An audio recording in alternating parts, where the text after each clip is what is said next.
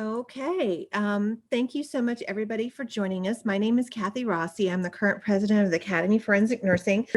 That this is a webinar. Everyone who logs in, you all are muted and unable to speak. However, we do have the ability for you all to communicate with us. If you hover your mouse controls over the bottom of your screen, you'll notice that there's a Q&A button that you can use to ask questions of our speaker. There is also a chat feature that you can type in. We'd love it if you go ahead and introduce yourself, where you're from, and what the weather's like for you right now. Great, thank you.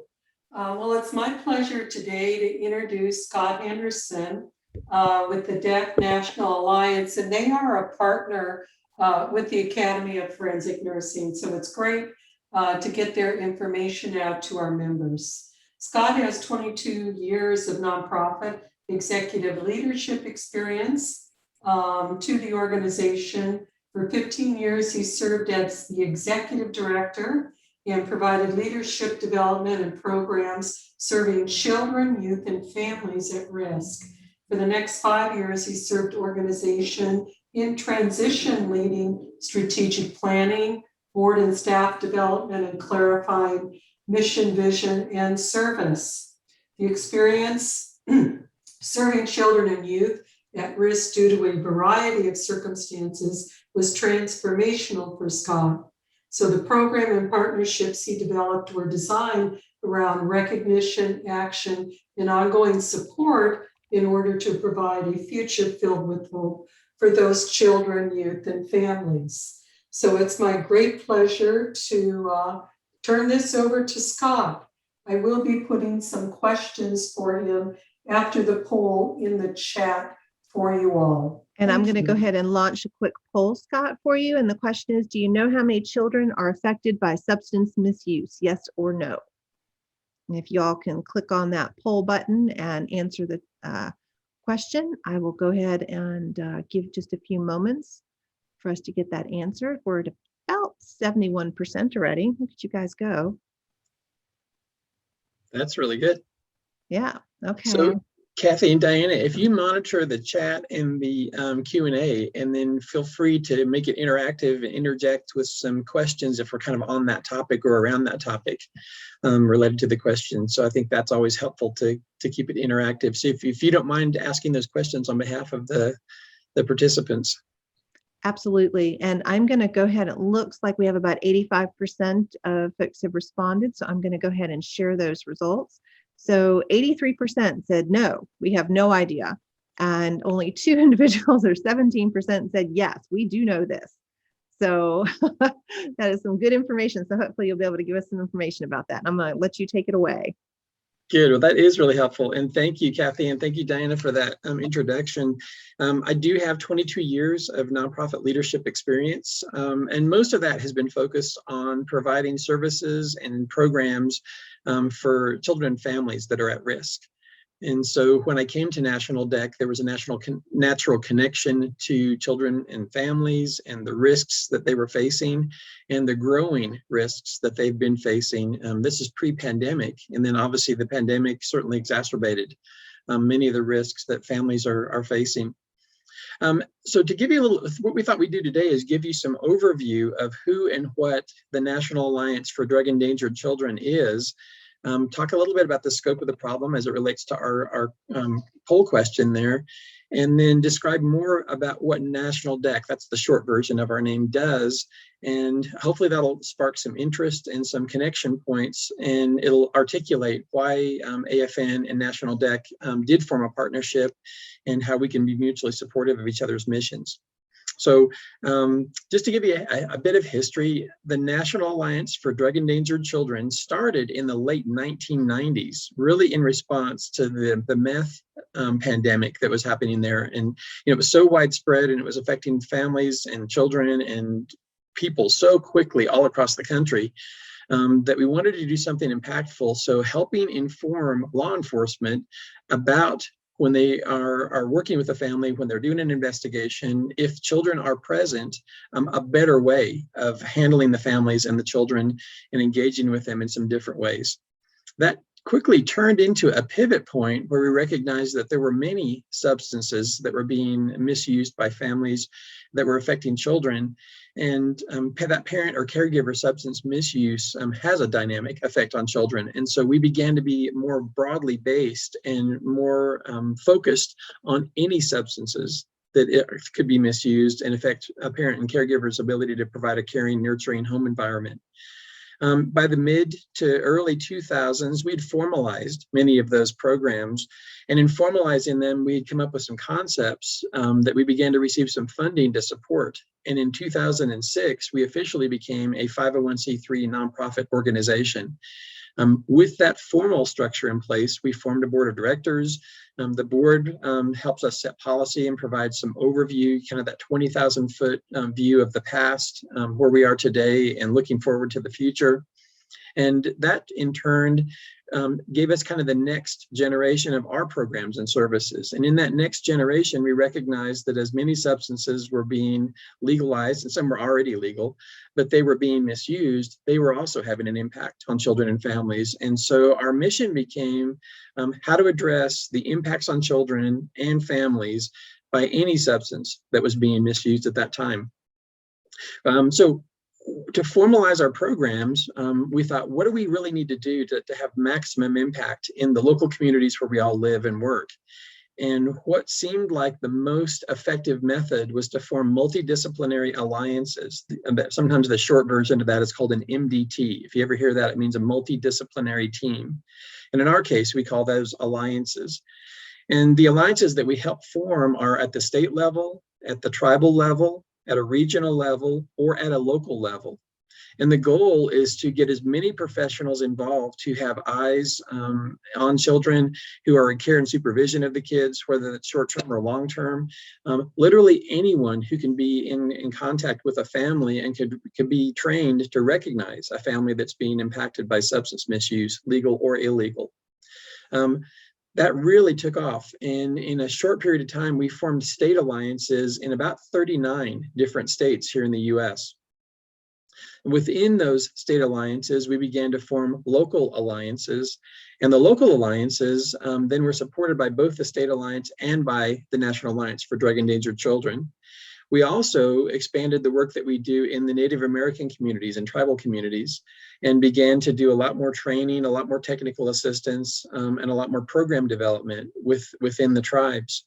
That work has really continued to expand. So if we go from 2006 to 2010, during that time period, our main focus was on forming those alliances, helping to train them and get them with the tools for early recognition of children and families being impacted, how to appropriately intervene, and what services to provide that would have maximum impact to both the children and the families.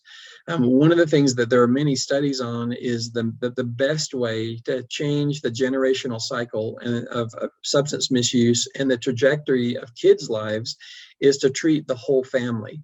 If we only provide care and treatment for the children, if we only provide care and treatment for those in substance misuse, we miss some of the connecting points that can really help the family as a whole. And that's truly what breaks the generational cycle of substance misuse, which is really ultimately what all of our goal is.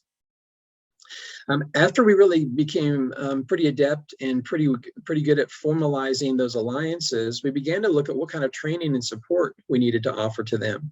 And that was the beginning of our what we call our core DEC training that has also had a second component added to it called the roadmap and toolkit. So the core DEC training helps train an alliance on just how to be aware and how to build awareness in a community that there are substances that are being misused and there are impacts that are having on children.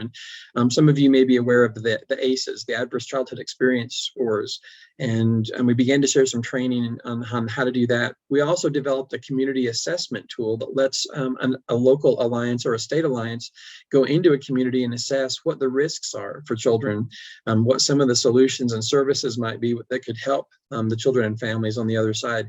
And that community assessment tool has continued to grow and develop over the years. from 2010 forward, we continue to formalize that training, building on the core DEC training, the awareness training that we developed. And now we really wanted to focus on how do we implement these practices and procedures in an alliance, in a DEC alliance. That also became a springboard into how do we sustain those practices? How do we institutionalize them in a way that they can be replicated within that alliance? So if leadership changes or some of the members of the alliance change, there can be a handoff and the work of that local DEC alliance can continue. And that has been very impactful across the states. And we feel like we've really moved the needle in a lot of ways, and the ability to sustain those state, tribal, regional, or local alliances all across the US. So with training in place, with formal programs in place, with a methodology to help form alliances and identify a multidisciplinary alliance partners that can all be a part of that partnership, we needed to develop some technical assistance. So we developed ways to come back in and support those local alliances, helping to support that leadership team, that a local alliance leadership team, with some training, with some strategic planning assistance, with transitional leadership training. So how do you transition from one leadership team to another leadership team successfully and in a way that is sustainable? We also began to build out the resources that we have available. If you go to our website and you click on our resources, you'll find some pretty significant depth and breadth of resources available there. During the pandemic, we created some one-page resources for folks in different disciplines that said, even though we're living now in a virtual world, there are still some significant ways that we can recognize children that are being impacted and then take action to intervene and provide services to those children and their families. So those one pages were really broadly used and widely downloaded. All of our resources on the website are for free. So feel free to visit those anytime and download any of the information that you wanted. We also began to develop some videos to help engage folks that are in a circumstance where substances are being misused, and also to help support and train you, our partners. One of the trainings that we did was through the COPS office, the Community and Policing Services, through the Department of Justice. And if you go to our website, you'll see a link that will take you to the online training. There are 4 modules, each about 20 to 25 minutes in length. So you can do those in bite-sized pieces. And it's a combination of video and some other online learning that you can that navigate through the prenatal, postnatal, all the different effects we can find on children who are being affected by parent or caregiver substance misuse. So we've got now depth and breadth in terms of how we formalize and help establish the local and state and tribal and regional alliances. We've got the training in place. We have methodology on building awareness, how to implement those practices and procedures, and how to sustain them. Now we had some video training. So the next thing that we needed to add to the mix was kind of a roadmap and toolkit that gave you a path to follow through that awareness, implementation, and sustaining or institutionalization phase. So we recently developed that, and then actually we developed it a while ago, and just recently we did a redeployment of it. So we did an update. One of the things that you'll find in the work that we do in this arena is things are always changing. And so we've become very adept at adapting to those changes and making sure that we include ways to address those changes in our training and our technical assistance proactively. And the reason we do this is, let's go back to the scope of the problem. We had our poll question. Here in the US, the data that we have shows that there are 9.5 million children affected by parent and caregiver substance misuse, whether those substances are legal or illegal. So that's the scope. And the problem with the scope of that is there's a continuation of a generational cycle of substance misuse, whether those are illegal or legal, that we've got to break. And the only way to break that cycle is to come back and provide that recognition, this intervention, and the services to the children and families. That's why multidisciplinary teams are so effective. There are so many eyes and ears in a community that are aware. And once the community is aware that there are issues with substance misuse in the community, that can double the efforts that are there. So I'm just making sure I'm catching okay, great. You guys are posting some things in the chat there. That's great, Kathy. Thanks for doing that. So The next generation of things that we're starting to work on to really make maximum impact in the communities where we all live and work is we're developing a learning management system. What that will let us do is deliver some additional training online. And our goal is for some of that training to be available and be eligible for continuing education credits. What's nice about that, it's a curated set of training that we can deliver. There'll be a link on our website to go and take that training. We'll have some office hours where some of our staff will be available, or you can chat with us when you're taking the training. So I think that's going to be really impactful as well. We also are building into that some peer-to-peer sharing. We learn so much from our alliance partners at whatever alliance level they're at, that we want to make sure that we're gathering information from the alliances and that they're able to share that information with us, and that we can incorporate that into the next generation of training and technical support or resources that we can offer to each alliance. To that end, one of the things that came up in some conversation a couple of years ago was leveraging current technology that we all hold in our hand. And so we began to develop a mobile application. The mobile app is going to be called CheckDEC, CHECKDEC. So it's going to launch, the first phase is going to launch this September here in 2021, and the second phase will launch in 2022. What the mobile app is going to do is it'll have 4 components to it. The first component that will launch this year is to provide services, a connection to services to those that are suffering from substance misuse, whether they're children, family members, or those in substance misuse themselves. In just a couple of clicks, they can self-identify who they are. The system will automatically geotag their location so we know roughly where they live, or they can self-identify with their own zip code. And then the system will say, what kind of services are you looking for? And with one more click, it'll provide the services in their own zip code that meet their needs. We know that's going to be really impactful because the nice thing about using a mobile application is it does provide a certain level of anonymity. You aren't having to disclose a lot of personal information. Our system doesn't track their information. So once they access the system, we aren't tracking them on an ongoing basis. Then they can connect to those services and make that direct connection themselves right there from the mobile app. So if there's a phone number, if there's an email address, they'll be able to access those right from the mobile application. The mobile app will also allow folks who have been in or currently are in a situation where they're being impacted to share their story. And they'll be able to share it with us, and the National DEC staff will be able to review that information and curate it. And if they shared a video, if they shared some information that we can turn into a video, we'll post those on that first tier of this mobile application. It's so impactful when you can hear from somebody who's going through or has gone through what you are going through yourself. And so we're hoping that will be an encouragement. There'll be some good stories in there that will engage folks. We've also filmed some engagement videos to help folks understand what the mobile application does, that there is hope, that there are services, and there are solutions available to them. All they have to do is take action by accessing the resources that are there on the mobile application.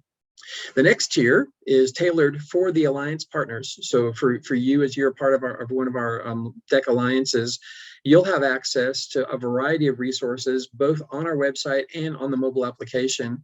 You'll have access to a lot of the data that we're beginning to gather. We'll have a data gathering tool on there so that your alliance can define what data you want to gather about your community. Use your mobile application to input the information right there on your mobile device. And then that information will be calculated and collated in the mobile application, and National DEC will be able to share reports to you. You'll also have access to those reports as well. We've also added a peer-to-peer share for the alliance members on the mobile application. We just recently had an in-person meeting where we brought folks from 9 different states together to gather some information about our promising practices, our roadmap and toolkit, and the mobile application. And that peer-to-peer share was one of the most important things in that gathering. So we recognized that you have information and experiences to share with the rest of us, and we can learn so much from what you're sharing. So there'll be peer-to-peer share for the folks that are in the substance misuse situations, and in the second tier for alliance partners to share with other alliance partners. So we're pretty excited about that phase. So that part will launch in September 2021. Then in September 2022, we're going to launch the second phase of the mobile application. The second phase will include a third tier, which will deliver online training via the mobile application. Again, that'll also connect and curate through our learning management system. So you can see how all these different components connect to each other. The nice thing about receiving the training on your mobile application or the mobile app and on your mobile device is that you'll be able to take those trainings in bite-sized pieces. So we know that for folks, when they're on break, when they're between calls or something, will have access to the mobile app and they can review or complete some of the training then. Then the last component will be a way for you to communicate with the other members of your alliance via the mobile app.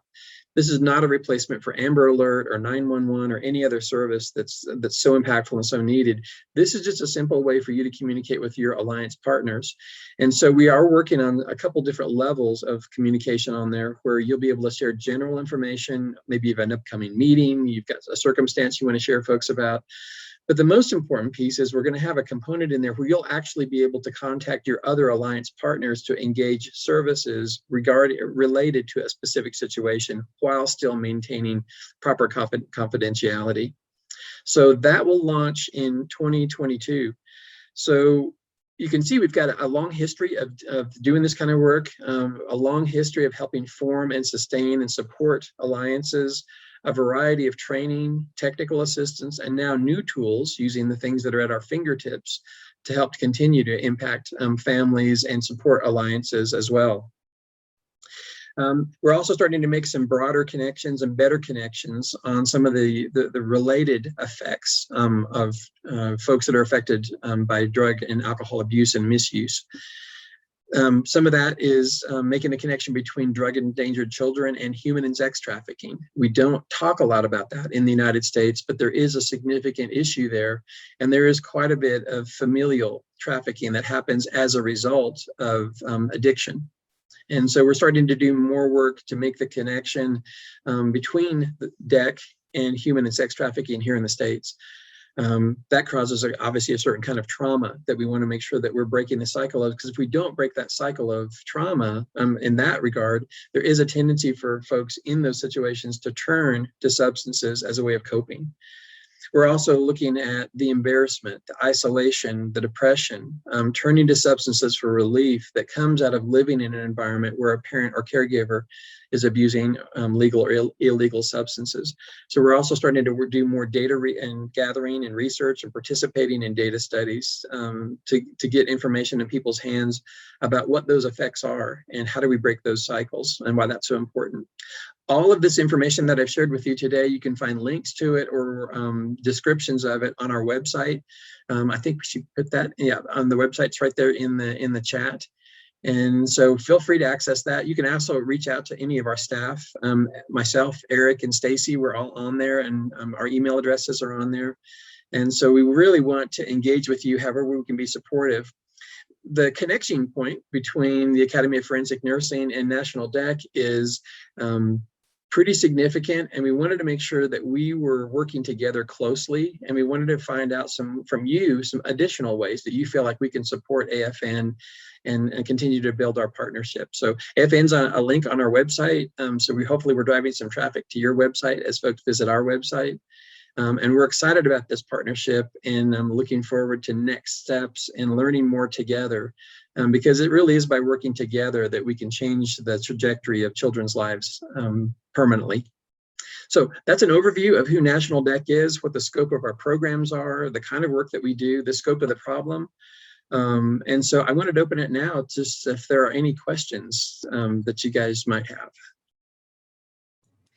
So excuse me, I'm losing my voice there. I apologize. This is Kathy. So I don't see any questions yet, but I'd like to give the opportunity for our attendees to go ahead and put those in there. I did go ahead and put in the chat the link to the website, and I tried to do a link directly to the courses and listed the courses, the free educational videos that you had mentioned. I put those in there as well. And there's also some interesting PDFs I found, and I linked that for our attendees as well. As a reminder for our members, if you go to our website, on our homepage. All of our partners are listed there with our logos. And if you click on the logos, if you ever forget and you can't find the link and you're like, I remember that webinar, I want to find more information, feel free to go ahead and click on those logos and they will take you over to Scott's organization and you can get some more information there. So let's see, I don't see any questions yet. Diana, did you have anything that you wanted to add? Just unmuting, thank you. No, I think those links are great. I would like some of the attendees, if you have a question or not. Do you have a DEC protocol? Maybe tell us a little bit about that. Are your teams using forensic nurses to go out when they're doing, I don't know what the word is, we used to call them raids. They would go out and they would take the kids and make sure that they got testing or whatever they needed. There are some of the alliances, and that's one of the things that we are hoping that in our partnership that you can help inform us of some better ways that we can equip law enforcement, social services, child welfare to engage forensic nurses in those circumstances and situations. So I think there's a huge opportunity for us to learn directly from AFN better ways to engage, especially law enforcement. Obviously, there's an awful lot going on in law enforcement today, so there is a climate of change. And so this is a really good opportunity for us to share information with them together. And I think help equip them in some different ways. I agree, totally.